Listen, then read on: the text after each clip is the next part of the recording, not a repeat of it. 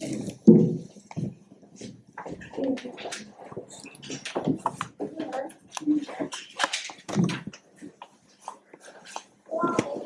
bien, buenos días a todos. Para mí de nuevo es un privilegio poder estar aquí después de algún tiempo y me alegro mucho por la posibilidad de dar un paso definitivo, para decirlo así, en la conclusión de la exposición del Evangelio de San Marcos.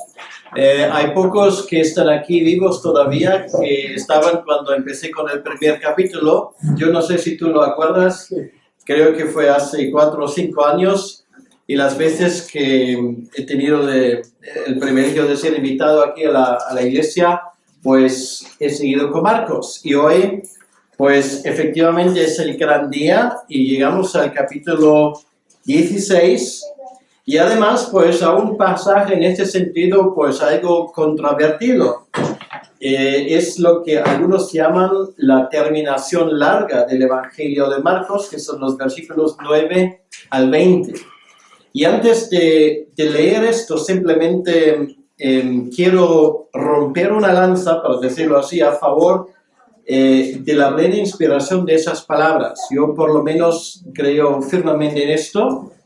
Para algunos que no saben exactamente de qué estoy hablando, pues dependiendo de la Biblia que ustedes usan, pues se dan cuenta que los versículos 9 al 20, pues a veces pues, se pone una nota al pie de la página que dice que estos versículos en algunos estos versículos en algunos de los manuscritos más antiguos no están.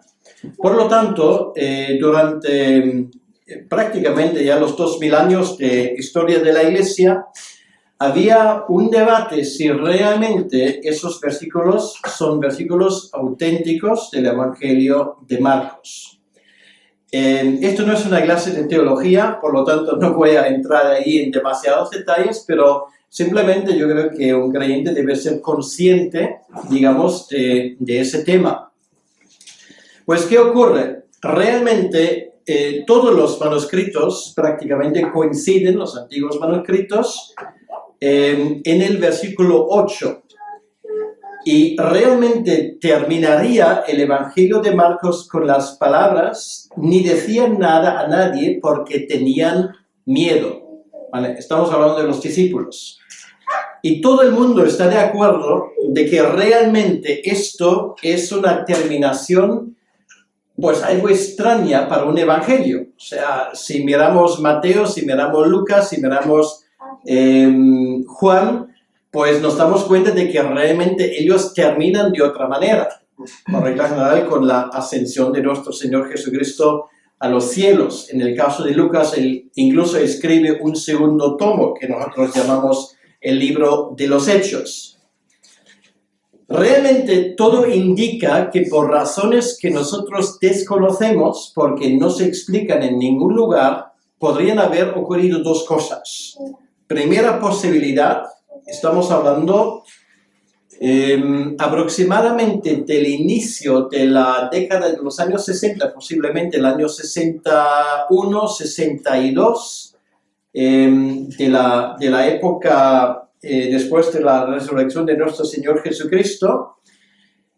Marcos está recopilando material, todo indica que lo hace en Roma, y Roma ya en aquel entonces entra en una fase de persecución todavía, digamos, muy esparcida bajo el emperador Nerón. Entonces, cabe la posibilidad de que Marcos, escribiendo el Evangelio, en ese punto del versículo 8, fue interrumpido por una cosa que obviamente podría haber sido un asalto, digamos, de los soldados romanos, otra cosa que desconocemos, con la intención de terminar el Evangelio posteriormente, con los versículos 9 a 20 que tenemos.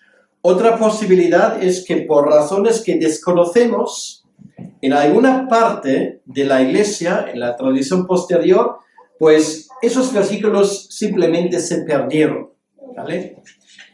Otros manuscritos lo tienen. Entonces, desde los primeros siglos, por ejemplo, voy a mencionar a Ireneo, que algunos han escuchado de él, es uno de los padres de la Iglesia.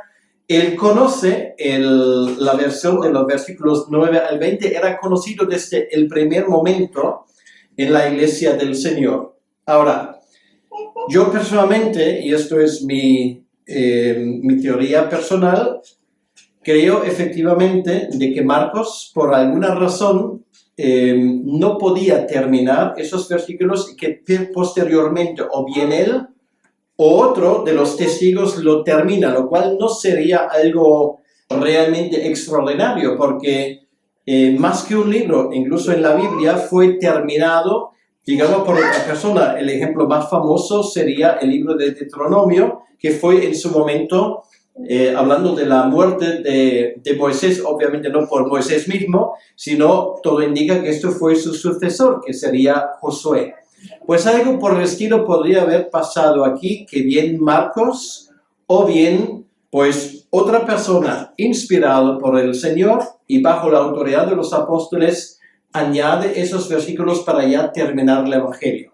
Bueno, ya no entro más en esos temas, solamente quiero decir una cosa para que no quepa ninguna duda. Todo indica, absolutamente todo indica, que los versículos 9 al 20 podemos considerarlo como una parte de la Sagrada Escritura sin ningún lugar a dudas, entre otras cosas, porque cuando fue formado el canon, aproximadamente del siglo V, esa parte fue considerada una parte auténtica de la Sagrada Escritura por aquellos que bajo la guía del Espíritu Santo nos dieron lo que hoy consideramos el Nuevo Testamento.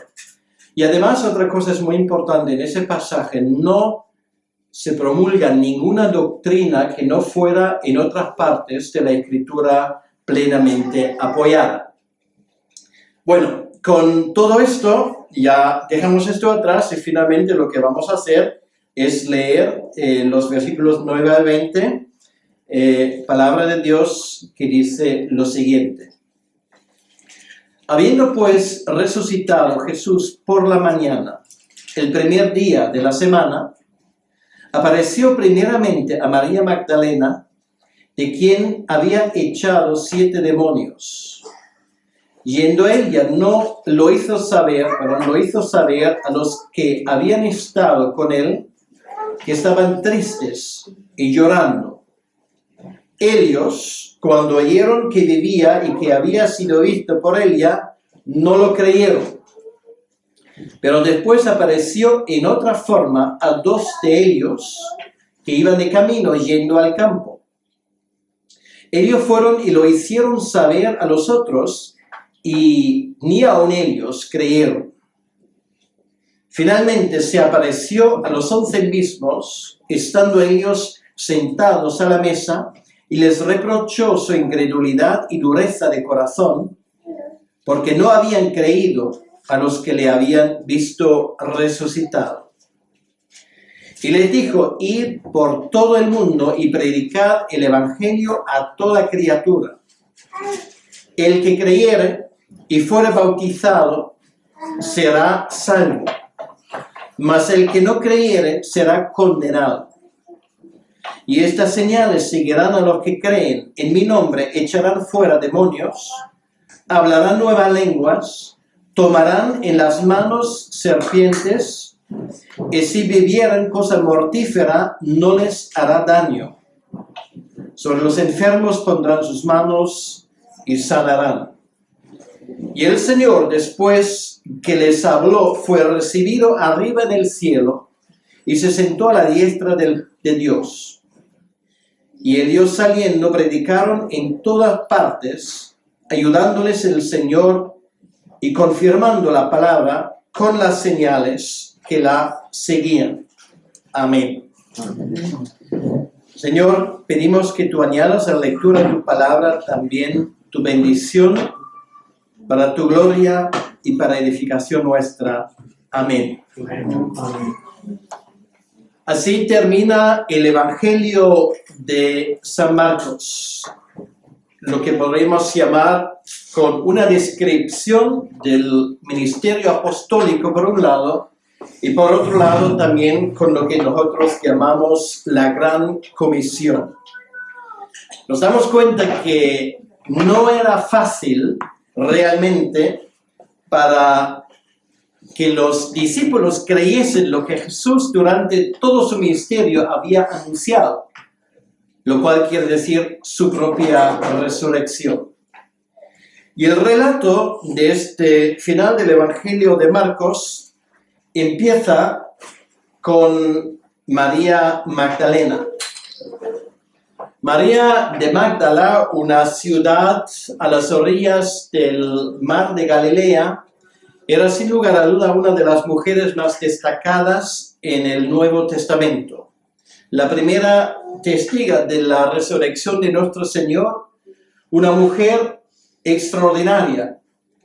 De hecho, aprendemos del texto aquí en el versículo 17, en el versículo 9, que de ella habían salido 7 demonios. Quiere decir que ella en su momento había experimentado esa liberación de fuerzas demoníacas.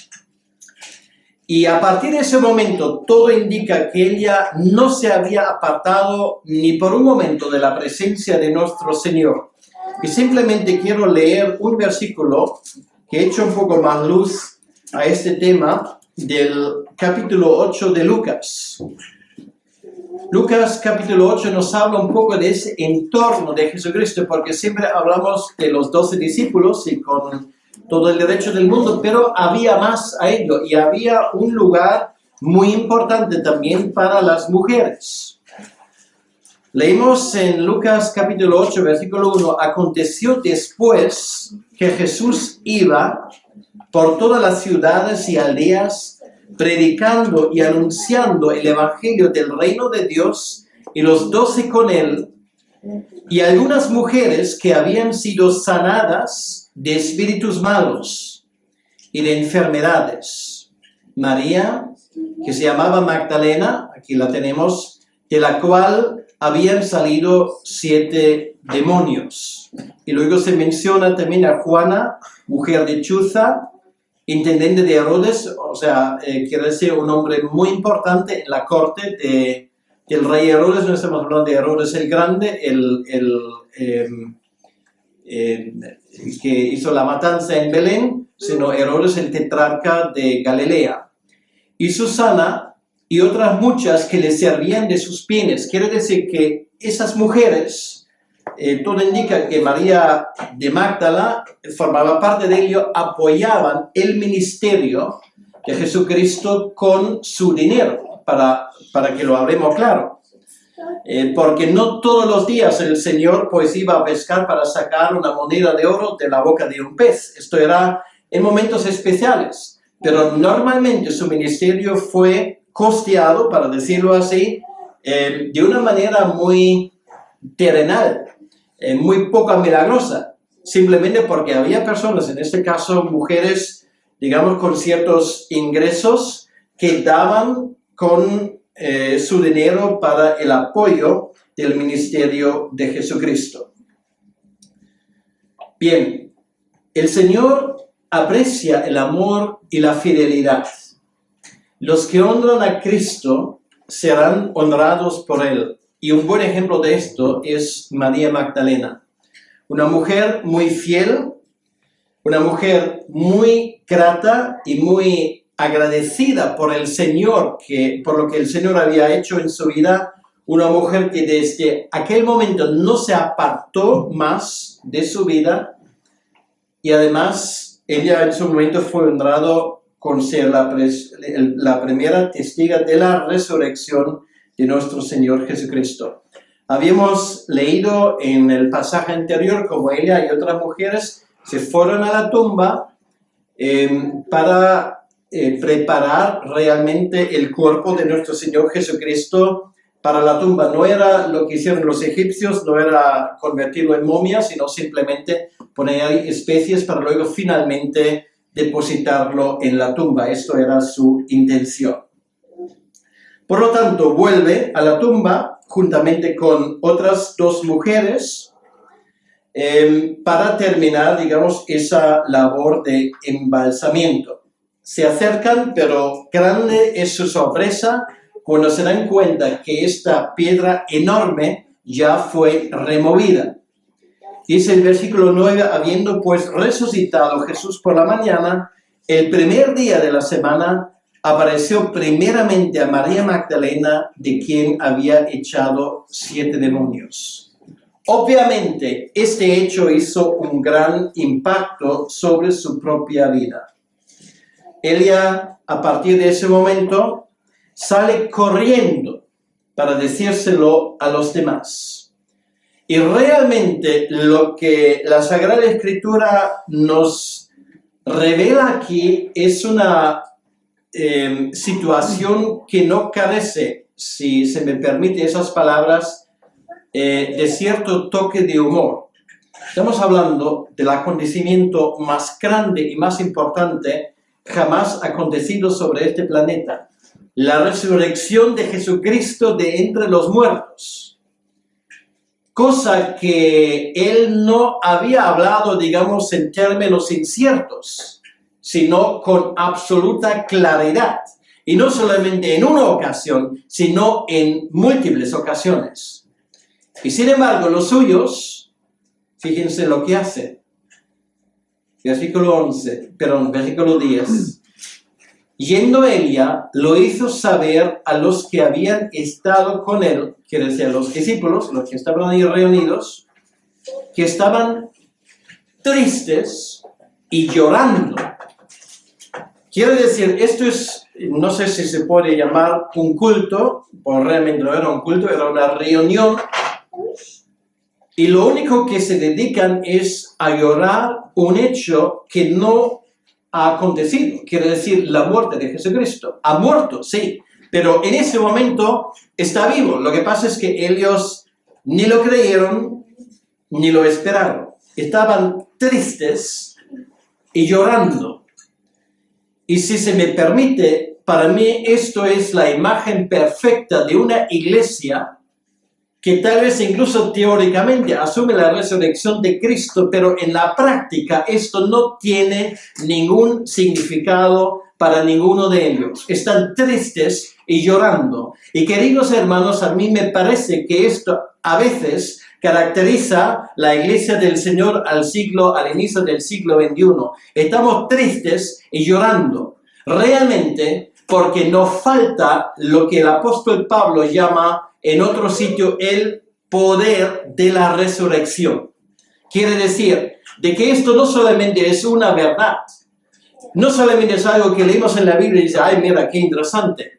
No, esto es el acontecimiento con mayúsculas más importante de toda la historia. No solamente ha cambiado la historia del mundo, sino debe de haber cambiado la historia de ti y de mí de una manera tan profunda de que a partir de ese momento la tristeza y el lloro sí pueden formar parte de nuestra vida, pero no es algo que nos caracterice. No debe de serlo. Sí, vamos a pasar por momentos difíciles, vamos a pasar por momentos de persecución, por momentos donde realmente parece que la tierra debajo de nuestros pies se va. Pero realmente lo que debe de ser la iglesia es una iglesia no triste, sino alegre, y una iglesia que no llora, sino que triunfa, una iglesia triunfante, una iglesia que sabe lo que es tener la victoria en la resurrección del Señor Jesucristo. La reacción de ellos, si estamos hablando de nadie menos que de los 12 apóstoles, es que sencillamente no se lo creen. El versículo 11 dice, ellos cuando oyeron que vivía Jesucristo y que había sido visto por ella, no lo creyeron. Yo no sé si la reacción de ellos fue la reacción de un bastante famoso spot de publicidad de hace algunos años, cuando un padre y su hija pues escuchan los buenos consejos y afirmaciones de su madre y simplemente cuando ella cierra la puerta, el padre dice a su hijo, mujeres. Pues posiblemente esto haya sido la reacción. Mujeres. Pues, ¿quién sabe? Bueno, hoy en día sería que se habrán fumado. ¿Quién sabe qué tipo de sueño han tenido? Porque los últimos días eran días, digamos, de mucha presión. Días, hoy en día hablamos de estrés, una palabra que, por cierto, hasta el año 1930 nadie lo usaba. Esto era el problema y posiblemente, qué sé yo, habían visto alguna cosa. De todos modos, ellos de esa historia no se creyeron ni una sola palabra. Y sin embargo, todo iba a cambiar. En el versículo 12 leemos por lo menos una parte de esas apariciones de Jesucristo a varios de sus discípulos. Dice el versículo 12, pero después apareció en otra forma a dos de ellos que iban de camino yendo al campo. Esto nos cuenta Lucas con más detalle en el capítulo 24 de su Evangelio. Los dos discípulos que van a Emaús. No sabemos que el uno se llama Cleopas, el otro o la otra, mi sugerencia personal sería que era su mujer, cosa que no puedo comprobar, pero eran dos, de todos modos. Van de camino fuera a Jerusalén. Lo mismo les ocurre a ellos, están envueltos en un estado de depresión profunda. Todo lo que ellos habían creído, todo lo que para ellos era fundamento para su convicción, parece que se había esfumado, se había caído abajo como una de esas casas de barajas. Todo lo que ellos habían esperado se había ido, como una niebla que da lugar al sol. Y de repente un forastero se les junta en el camino. El camino a Emaús no era un camino muy largo, eran un par de kilómetros. Ya el sol estaba dejando salir sus últimos rayos. Y este forastero empieza a hablar con ellos. Y de una manera que cuando leemos la historia nos estamos dando cuenta, ellos con sus palabras vuelven en un estado de esperanza. De hecho, luego dicen, ¿no ardían nuestros corazones cuando Él nos hablaba? Pues esto es lo que hace la palabra de Dios cuando dejamos que hable a nosotros. Y el Señor poco a poco les abre las Escrituras y Lucas es muy enfático en esto. Pueden leerlo en el capítulo 24, lo dice en dos ocasiones, una vez a los discípulos que van camino a Emaús, otra vez cuando Él aparece a los 11 que están unidos en el aposento alto. Él hace con ellos un estudio bíblico, pasa por dice toda la escritura del Antiguo Testamento para explicarles todo lo que la escritura de Él decía. Quiere decir que Él hace un estudio bíblico rápido y dice, la Biblia habla del Mesías y la Biblia habla de la resurrección del Mesías. Y lo mismo ocurrió luego en el aposento alto. Pues esas historias nos enseñan algo sobre la importancia de entender las Escrituras. El problema de los discípulos era que todavía en ese estado, aunque estuvieron juntos 3 años y medio con nuestro Señor, la Escritura, lo que de Él decía la Escritura, para ellos era un libro con 7 sellos. Dice el versículo 12, pero después apareció en otra forma a 2 de ellos que iban de camino yendo al campo. Ellos fueron y lo hicieron saber a los otros. Y ni aun a ellos creyeron. Pues, ¿qué más se puede hacer? 2 testigos independientes que hablan de la misma historia que le hemos visto. Y sin embargo, los 12 no se creen, o los 11 en este caso, no se creen ni una palabra. Finalmente tiene que venir el Señor personalmente para hablarles. De paso, nos damos cuenta hasta qué punto la paciencia de nuestro Señor no se agota con nosotros. No se ha agotado con los discípulos, porque uno puede pensar que les habrá dicho, mira, os he mandado testimonio de las mujeres que lo han visto, os he mandado testimonio de los 2 discípulos que iban camino a Emaús y sin embargo no lo creísteis. Pues allá vosotros, me buscaré otro pueblo más digno de llevar mi nombre. Y sin embargo el Señor no lo va a hacer. Y esto, en medio de esa historia trágica, realmente nos da una gran esperanza, porque así el Señor nos trata a nosotros. Si fuera por lo que hacemos nosotros, si fuera por nuestra fidelidad, si fuera por nuestra entrega, por nuestra forma de llevar nuestra vida, pues el Señor ya hubiese podido decir hace mucho tiempo ya, pues mira, se acabó, tú a lo tuyo, yo me buscaré otra persona que más digna de llevar mi nombre. Sin embargo, el Señor no lo hace.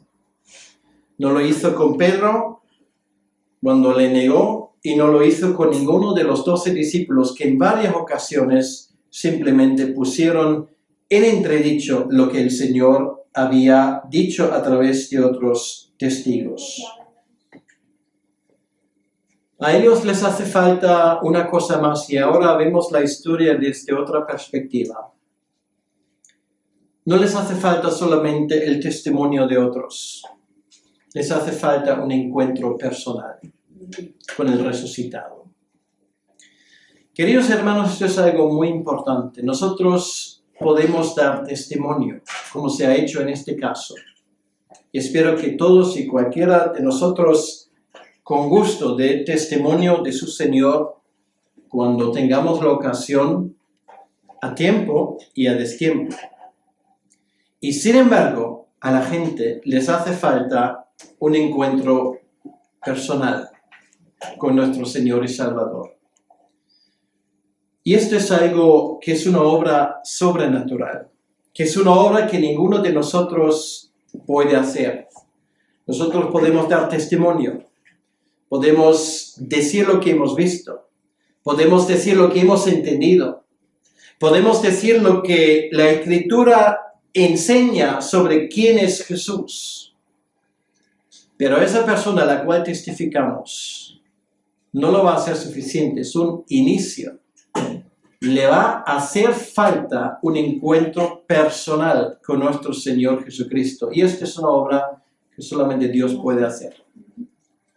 Si solamente fuera por nuestro testimonio, pues lo mejor que podríamos hacer es aprender técnicas de venta para convencer. Técnicas de venta, como por cierto forma parte de muchos de nuestros cursos de hoy en día de evangelismo, son técnicas de venta. Y con esto va mano en mano la manipulación. Si la cosa fuera tan sencilla realmente, pues todos deberíamos hacer cosas de técnica de venta para vender el evangelio y para vender contratos de telefonía o lo que haga falta. Pero en este caso hace falta algo más. Hace falta una obra sobrenatural. Y es lo que vemos ahora en el versículo 14. Finalmente, dice el texto, se apareció a los 11 mismos, estando ellos sentados a la mesa. Y les reprochó su incredulidad y dureza de corazón porque no habían creído a los que le habían visto resucitado. Los 11 están juntos, tristes, desconsolados, llorando. Y ahora intentaos poneros en su situación. Habían perdido completamente la esperanza. Posiblemente están en oscuridad, tal vez con alguna que otra lámpara de aceite encendida, semioscuro. Un estado profundo de depresión y de tristeza. Y de repente, ahí está él en medio. ¿qué pensáis que les habrá cruzado por la mente? Y no un espíritu, no como una visión, sino un cuerpo tocable.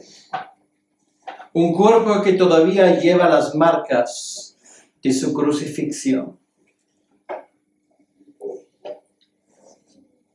Y lo primero que les dice es esta: tan difícil creer lo que yo había dicho. Es tan difícil simplemente tomar mis palabras por lo que significan. Es tan difícil simplemente creer lo que yo había dicho y lo que los profetas antes habían dicho. Esa incredulidad, esa forma realmente de buscar 5 pies al gato, como se suele decir aquí, esto es veneno realmente para la vida cristiana.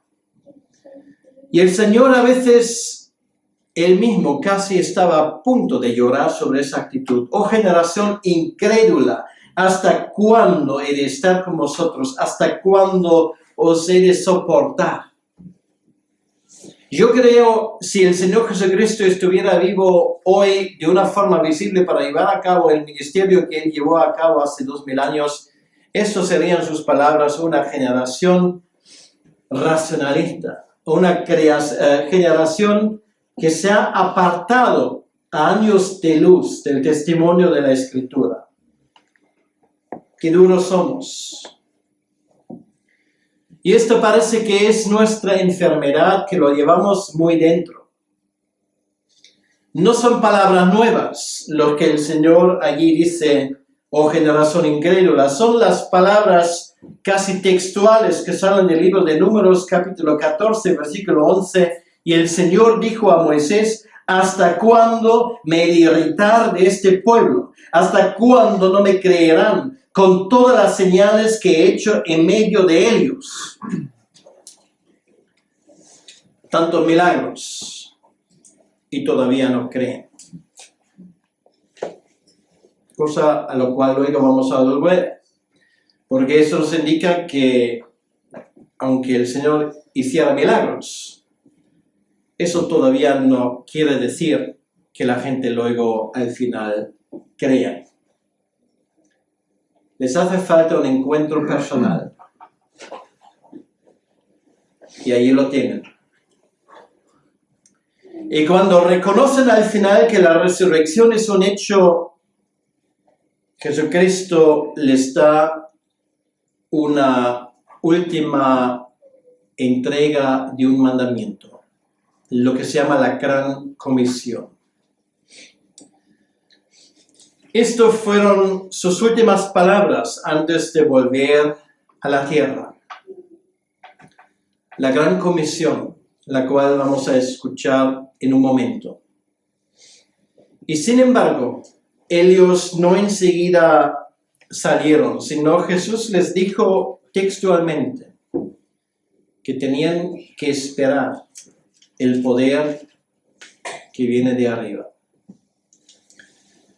Pero les anticipa, para decirlo así, lo que hasta el día de hoy es el mandamiento dado como último legado de nuestro Señor Jesucristo. El versículo 15 dice lo siguiente: id por todo el mundo y predicad el Evangelio a toda criatura.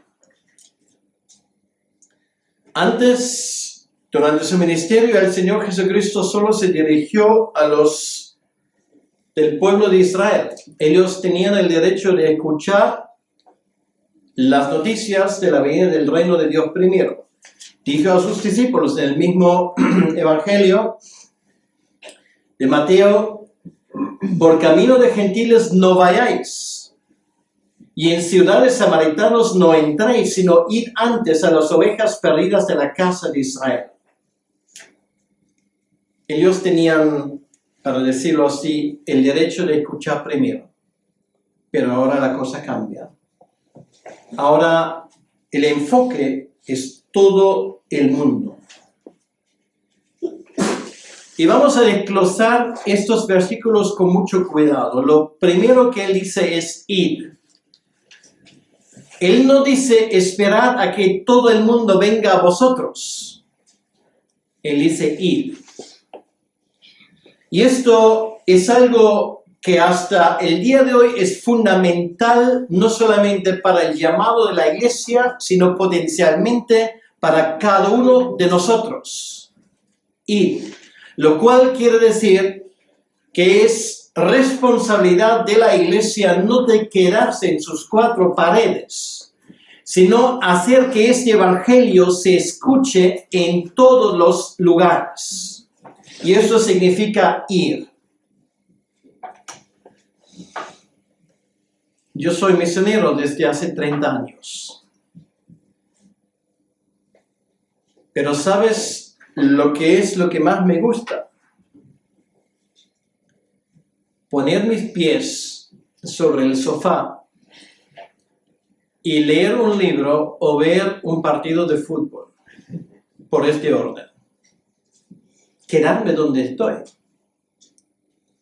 Yo sé que hay gente que le gusta viajar, a mí no, aunque no hago otra cosa en mi vida que viajar. Dios tiene sentido de humor. Pero lo que más me gusta es quedarme en mi casa. Y sin embargo, el Señor dice no. Descansad podéis hacerlo cuando estéis en el cielo. Ahora os toca poneros en marcha. Y es curioso que la iglesia, cuando desobedece a ese mandamiento, el Señor se encarga, y perdón por la crudeza de mis palabras, de darles una patada en el trasero. Esto ocurrió en Jerusalén, estaban tan a gusto, una vez que vino el Espíritu Santo en el aposento alto, pues se convirtió la gente en masa, la iglesia crecía, y a ninguno de los 12 discípulos se le había ocurrido eso de irse. Porque estaban los de Fenicia, estaban los europeos que no tenían ni idea de todo esto, empezando con los romanos. Y ahora te voy a decir una cosa. El viajar en aquel entonces no fue una cosa fácil.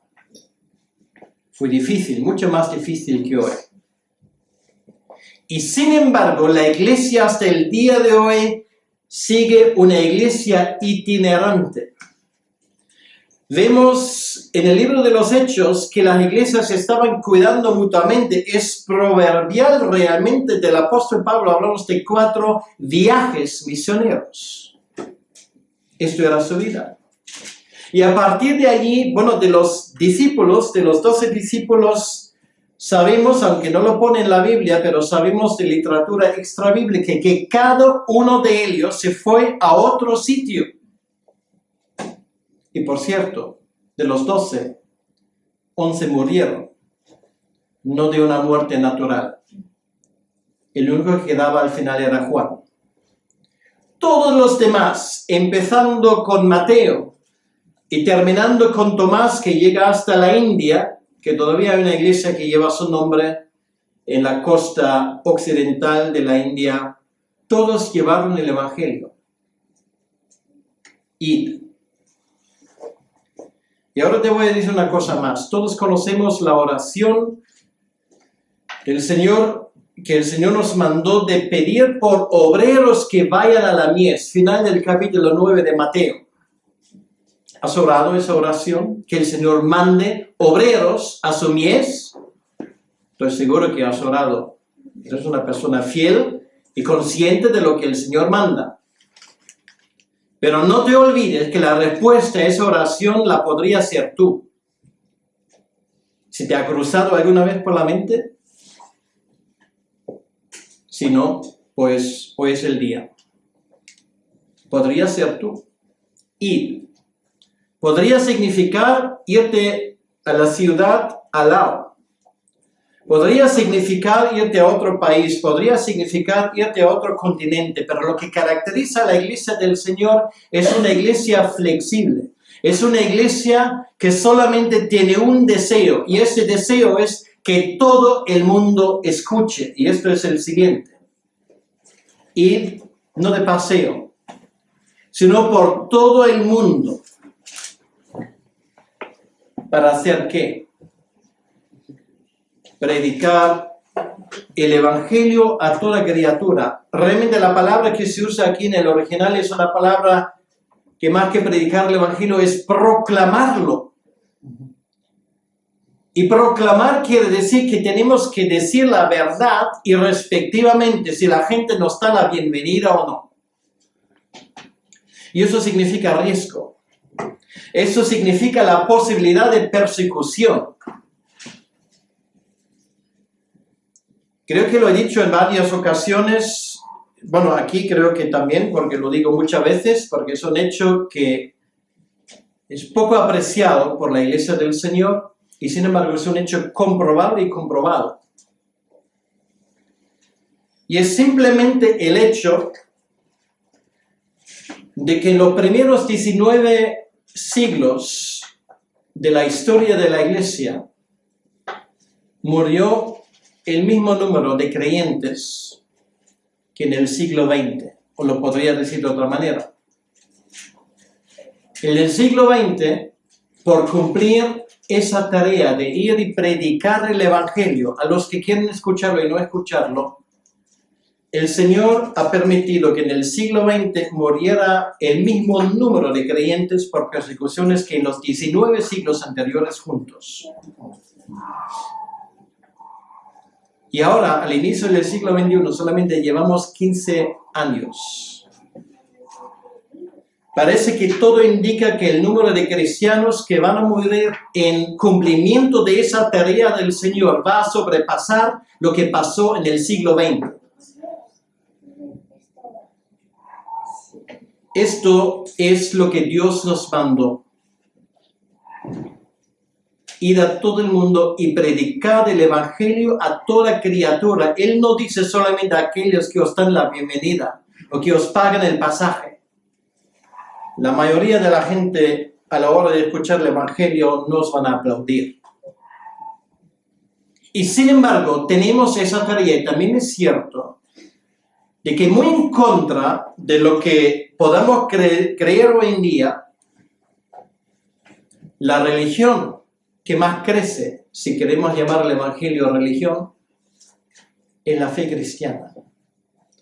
La OSCE, hace unos años en una conferencia en Roma, constató que por primera vez en la historia, los que profesan la religión cristiana en el continente de África son el grupo más grande, no es el Islam. No es el Islam. Y no solamente ocurre en África, ocurre en otros países. Aquí hay personas que vienen de América Latina. Yo he tenido el privilegio y sigo teniendo el privilegio de conocer sobre todo a dos países que son Brasil y Cuba. Y en ambos países el Evangelio sigue avanzando. Y en otros países también.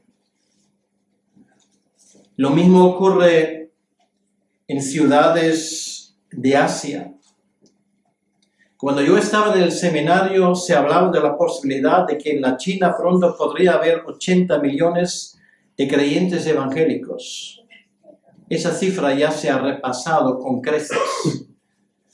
Las últimas cifras hablan de más de 100 millones de chinos que son creyentes en el Evangelio de Jesucristo.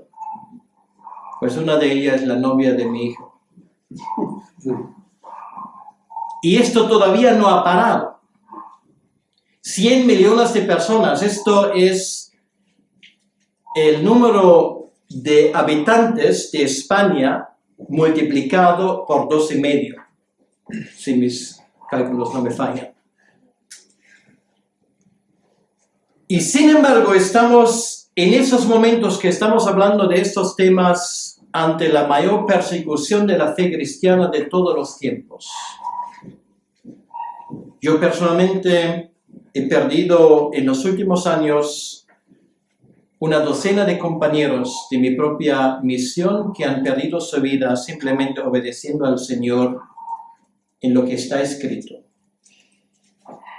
Uno de ellos, compañero de estudio de mi esposa y de un servidor, En alguna ocasión incluso compartí habitación con él, que fue degollado hace un par de años en Turquía. Su único crimen, traducir una Biblia a un dialecto kurdo.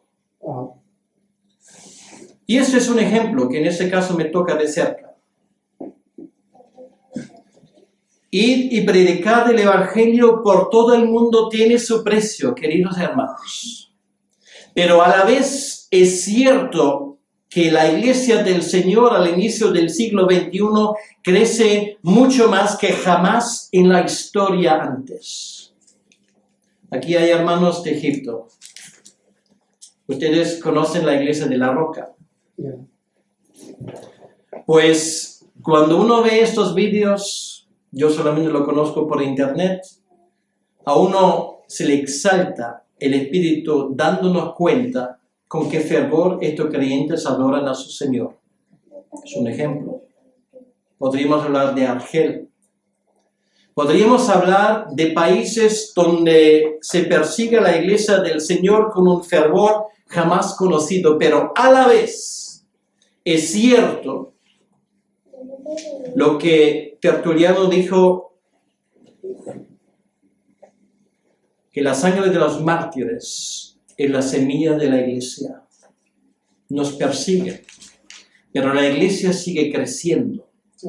Y queridos hermanos, yo no soy profeta, pero intuyo que el tiempo de tranquilidad aquí en Europa se está acabando. Es bueno que la Iglesia del Señor se prepare para el hecho de que dentro de muy poco, también aquí, en esas latitudes, se nos puede pedir un precio alto. Y la pregunta es, ¿estás dispuesto a pagarlo? Que el Señor nos ayude.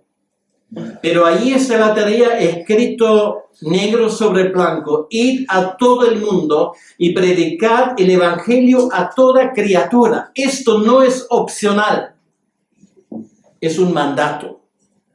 Y realmente la Iglesia del Señor no puede parar ni un momento hasta que finalmente la última persona sobre la faz de este planeta haya escuchado de algún testigo de que Jesucristo vive y que Él volverá para reinar para siempre y que hay dos caminos, un camino que lleva al cielo y otro camino que lleva al infierno y que el infierno no se apaga nunca.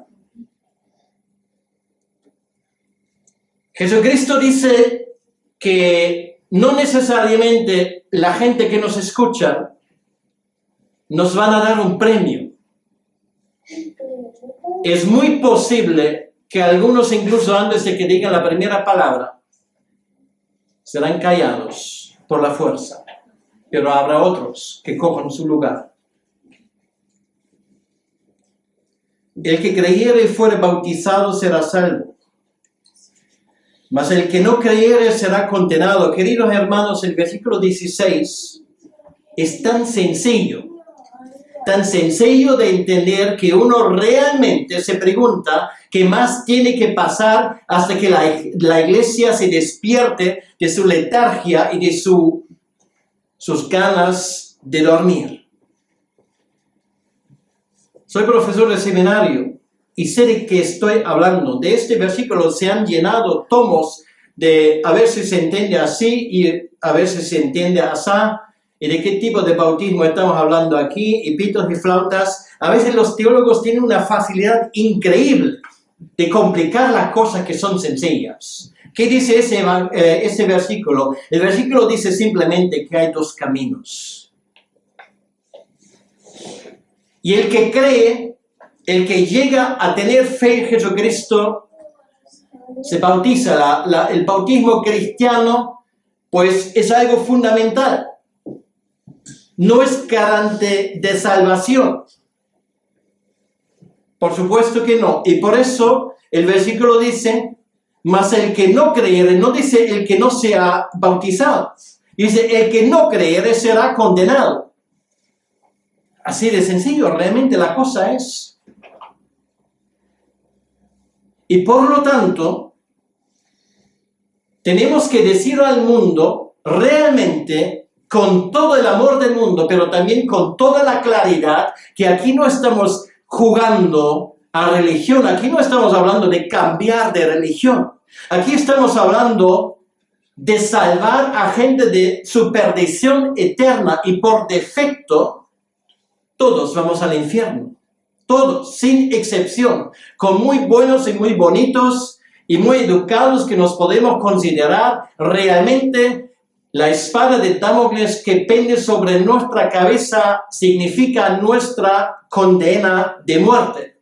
Y por lo tanto hay que predicar el Evangelio. El peligro más grande para este mundo no es una guerra atómica, no es alguna plaga que todavía no se ha entendido bien y que puede causar miles y millones de muertos. El peligro más grande para el ser humano es morirse y caer en manos de Dios vivo. Y los que lo sabemos es la iglesia. Los que tienen ese conocimiento no son los médicos, ni los ingenieros, ni los abogados, ni los jueces y mucho menos los políticos que no se enteran de nada. Es realmente la iglesia. Eres tú y yo. Y si tú y yo nos callamos, ¿quién va a decir a esa generación que solamente hay dos caminos? ¿Quién? Realmente está muy claro lo que dice el Señor aquí. Esta es la tarea. Y ahora pues siguen unos versículos que son muy importantes. Son versículos que se aplican a la iglesia apostólica, la iglesia de los primeros siglos. Son, para decirlo así, los credenciales de estos apóstoles. Y estos señales seguirán a los que creen. En mi nombre echarán fuera demonios. Esto lo vemos en el libro de los Hechos por todos los lados. El diablo tiene perdido su juego. Y a la iglesia le importa un pimiento lo que diga Satanás o lo que deja de decir. Donde se predica el evangelio, allí hay liberación. Siempre ha sido así y siempre lo será.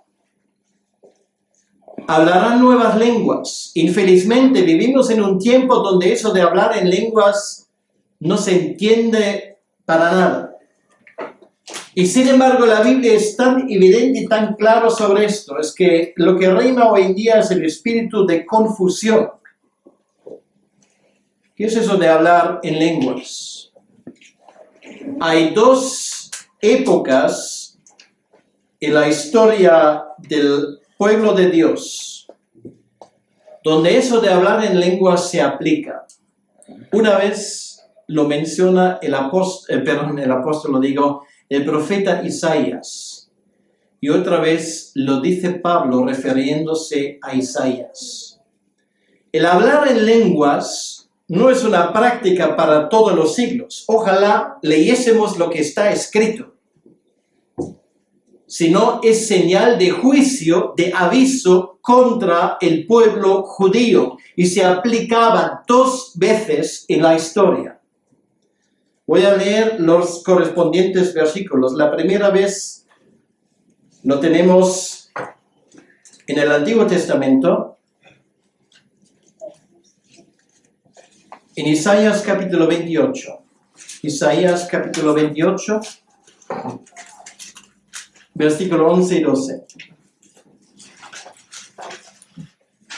Isaías está avisando al pueblo judío de una gran catástrofe si no obedecen.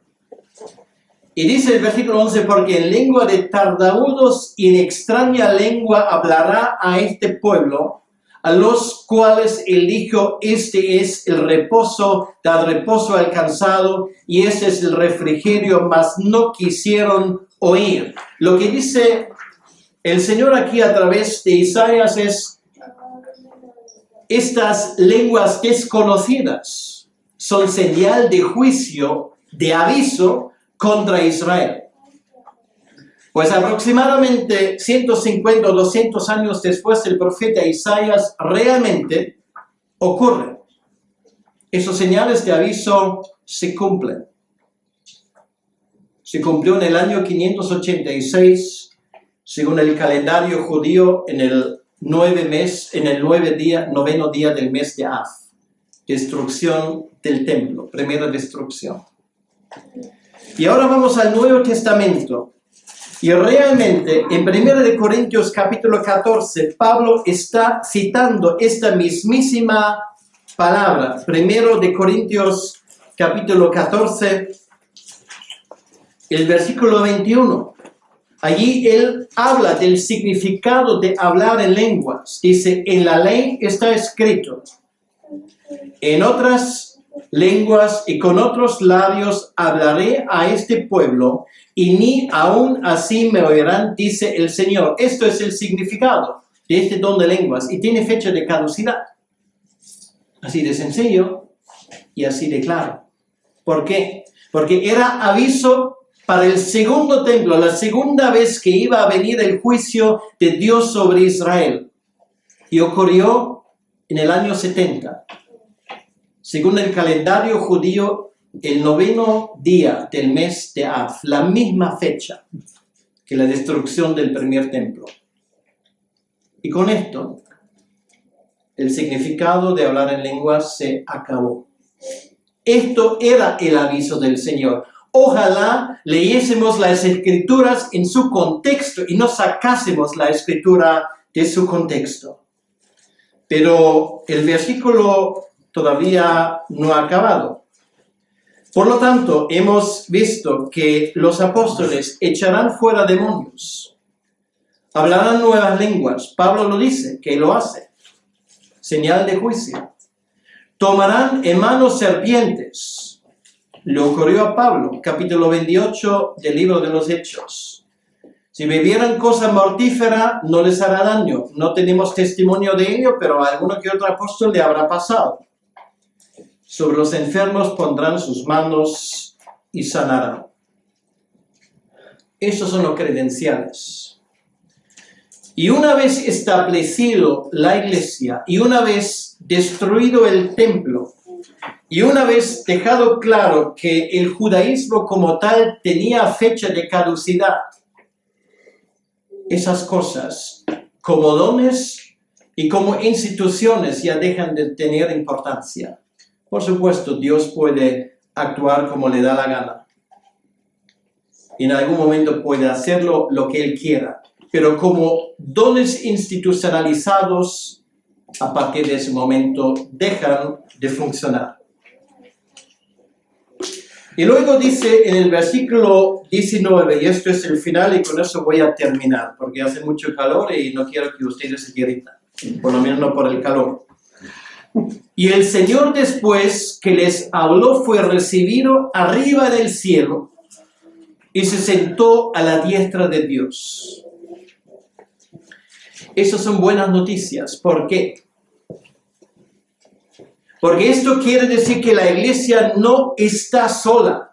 La iglesia es una iglesia que cuenta con el apoyo y cuenta con la autoridad de Jesucristo, que se sienta a la diestra del Padre. ¿Y qué hace allí? No descansar.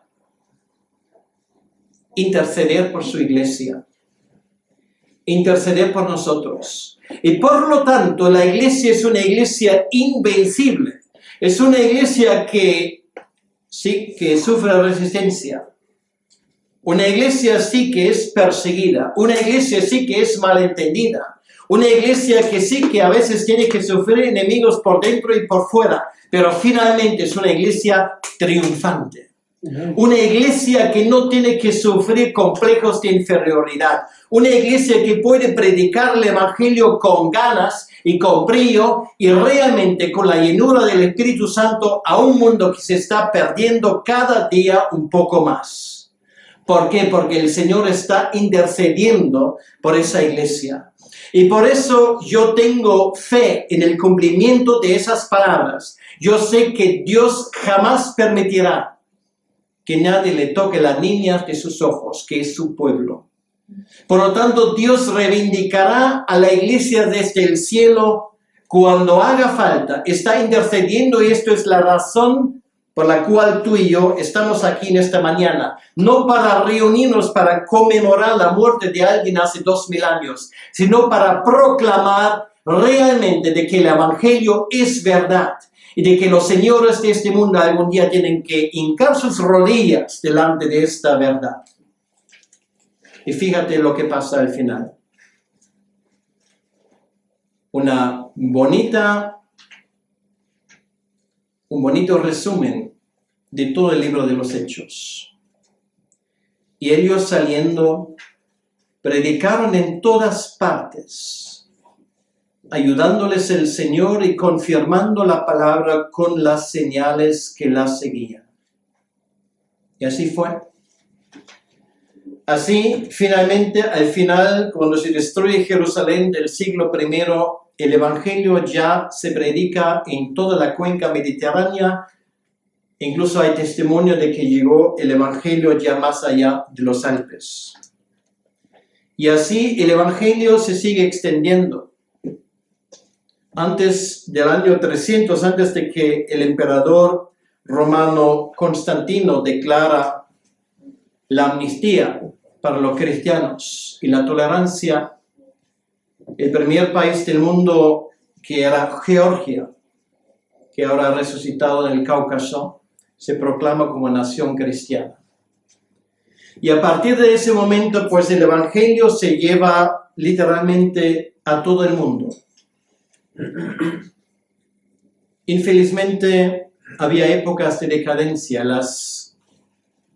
los años de mucha tiniebla en la Edad Media. Gracias a Dios, en el siglo XVI la luz del Evangelio empieza a brillar de nuevo. Un hecho muy poco conocido es que Juan Calvino no solamente era un gran pastor, un gran expositor de la Sagrada Escritura, sino desde Ginebra, en los primeros años de su pastorado, se mandaron 60 misioneros al recién descubierto país de Brasil, en América Latina. Ellos eran los primeros para predicar el Evangelio allí. Y ninguno de ellos volvió vivo. De hecho, en su pasaje, cuando se fueron con los barcos, llevaron un ataúd, porque sabían que no iban a volver a ver a su tierra. 500 años más tarde, el Evangelio en Brasil recorre los 4 costados. Y lo mismo ocurre en muchos otros países. Y queridos hermanos, les quiero decir una cosa, así termina ese Evangelio con esperanza. Y es la esperanza que nos debe de caracterizar a los creyentes. No nos vencerá, sino vencerá la palabra de Dios. Y después de las tinieblas brilla la luz. Y quiera que el Señor también nos dé una vez más en esta Europa que está dejando a su Dios, que está buscando las tinieblas en vez de la luz, que está llamando a lo malo bien y al bien malo una nueva oportunidad. Quiera Dios que sea así.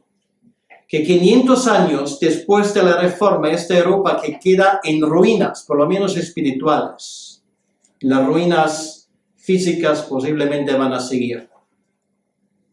Que Él en su gracia nos dé otra oportunidad para predicar ese Evangelio con todo el atrevimiento, esperando grandes cosas, porque aquí dice que el Señor ayudándoles y confirmando su palabra.